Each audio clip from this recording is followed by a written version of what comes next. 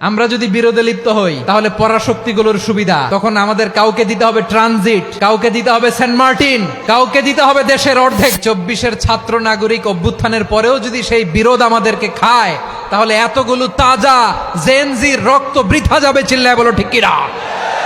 মনে রাখবেন, যখন আমি একা থাকি তখন আমি ব্যক্তি, যখন আমরা সবাই মিলি তখন আমরা শক্তি।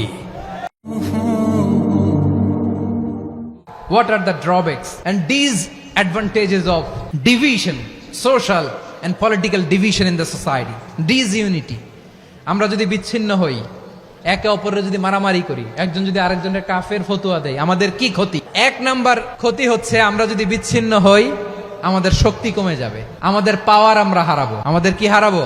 পাওয়ার। মনে রাখবেন, যখন আমি একা থাকি তখন আমি ব্যক্তি, যখন আমরা সবাই মিলি তখন আমরা শক্তি।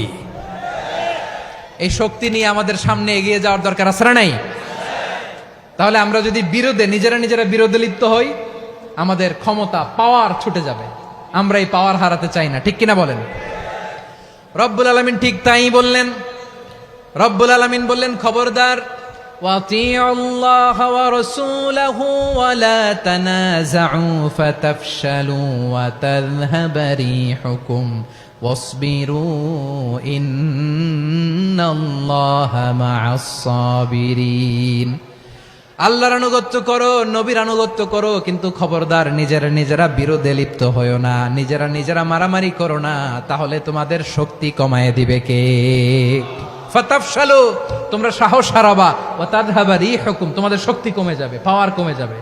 তাহলে আমরা যদি নিজেরা মারামারি করি, আমরা নিজেরা যদি বিচ্ছিন্নতায় লিপ্ত হই, আমরা যদি মতানৈক্য করি, তাহলে আমাদের শক্তি কমে যাবে, ঠিক কিনা? আমরা শক্তি কমাবো। আচ্ছা, ছোট্ট একটা বাঁশের কঞ্চি যদি আপনারা দেয়, পায়ের মধ্যে ধাক্কা দিয়ে ভাঙতে পারবেন না? এরকম বাঁশের কঞ্চি যদি 20টা একসাথে জোড়া লাগায় দেয়, ভাঙতে পারবেন? কথা বোঝে নাই মনে হয়। চিকন একটা বাঁশের কঞ্চি দিলে ভাঙা যাবে না?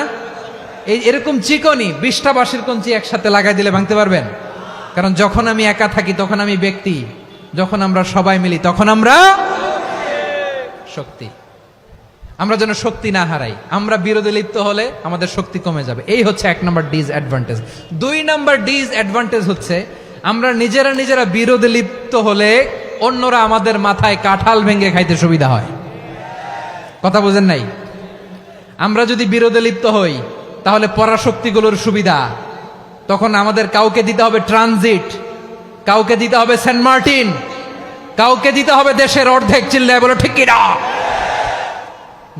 নিজেদের প্রবলেম সলভ করার ক্যাপাসিটি আমাদের আর থাকবে না। নিজেরা বিরোধে জড়ালে পরাশক্তিগুলো আমাদের মাথায় কাঁঠাল ভেঙে খায়। তখন ভারতের পিছনে দৌড়াতে, আমেরিকার পিছনে দৌড়াতে আমাদের জুতার তলা ক্ষয় হইয়া যাইবে। নিজেদের প্রবলেম সলভ করা যাবে না।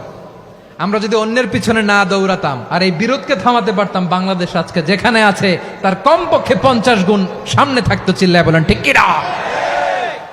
তাহলে 1 নাম্বার ক্ষতি হচ্ছে আমাদের পাওয়ার লেস হয়ে যায়, আমরা দুর্বল হই যদি আমরা বিরোধ করি। 2 নাম্বার হচ্ছে পরাশক্তিগুলোর সুবিধা নেয়। 3 নাম্বার হচ্ছে আমাদের উন্নয়ন, দেশের উন্নতি, অগ্রগতি, এটা স্থবির হয়ে যায়, এটা বাধাগ্রস্ত হয়। প্রিয় ভাইয়েরা, ইউনিটি, ঐক্য হচ্ছে একটা দেশের উন্নয়নের মূল ভিত্তি। ইউনিটি অফ এ কান্ট্রি, এটা হচ্ছে একটা সাস্টেইনেবল ডেভেলপমেন্ট, সোশ্যাল স্ট্যাবিলিটির জন্য এটা অনেক গুরুত্বপূর্ণ। এজন্য বিরোধের কোনো স্থান আমরা দিব না, আমরা ঐক্যবদ্ধ থাকবো ইনশাআল্লাহ। বলেন, আর কখনো কাউরে কাফের বলে গালি দিবেন? তুই জাহান্নামী বলবেন? ঝগড়া লাগলে লাগাই দিবেন? তাহলে কি করবেন? মিলায় দিব। আওয়াজ করে বলেন, কি করব? প্রিয় ভাইয়েরা, এই বিরোধ গত 50 বছর তো আমরা দেখেছি। ধর্মীয় অঙ্গন বলেন, সামাজিক অঙ্গন বলেন,